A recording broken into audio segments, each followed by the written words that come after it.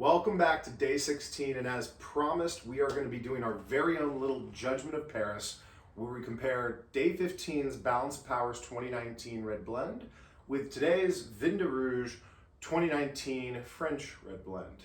Now, the big difference is the grapes that are used to make this, as well as where the grapes are from. While this has Cabernet Sauvignon in it, it's got a lot more Merlot. So yesterday's Red Blend, if you remember, was Cab with Grenache and Pinot.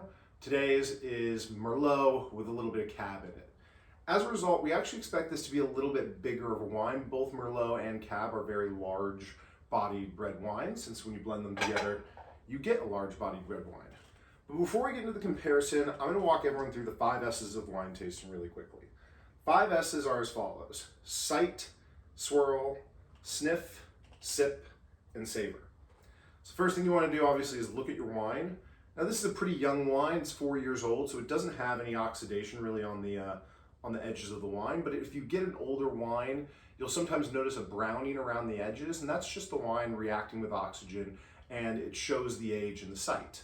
Sometimes you can also tell the body of the wine, whether it's a light-bodied wine or a heavy-bodied wine or a full-bodied wine, just by looking at it. If you can see through the wine, it's usually more light-bodied. If you can't see through the wine, it's going to be a large, full-bodied red wine.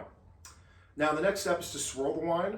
We do this for 2 reasons. One is to aerate the wine and move the aromas up the glass, and the other, frankly, is just to look cool. It's very fun to do. If you don't know how to swirl wine, it's okay. I can teach you really quickly. Just keep your arm at a 90-degree angle and think about only swirling with your shoulder. Just move your shoulder, don't move the rest of your arm, and try and move your shoulder sort of back and forth.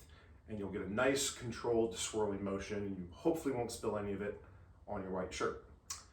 After you've swirled the wine, you want to sniff the wine. Make sure you inhale some of the aromas. Try to identify some of those characteristics.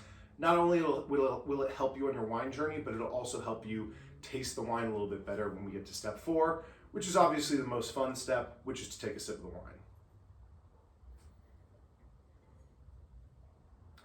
Now, as I mentioned, today's wine's a little bit bigger than yesterday's, but it's very smooth. Merlot is a great grape to work with, and despite what Paul Giamatti tried to do in Sideways and kill the industry, excellent Merlot is still produced every single year, and we've got some really good Merlot as the base for this.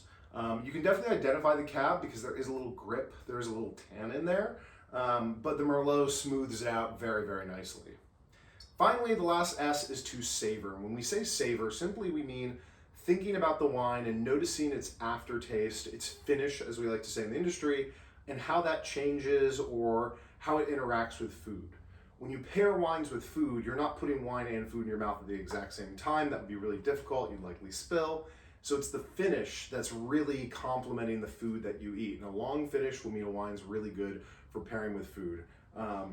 This being a big red wine that's nice and smooth would go great with a rib roast. It would go great with pork chops. Anything that's got a little fat to it's going to interact really, really nicely with this. And I'm really looking forward to doing that tonight. So cheers to day 16. Let us know which one you like better, our day 15 or our day 16 Red Blend, France versus America. And we look forward to seeing you tomorrow for day 17. Cheers.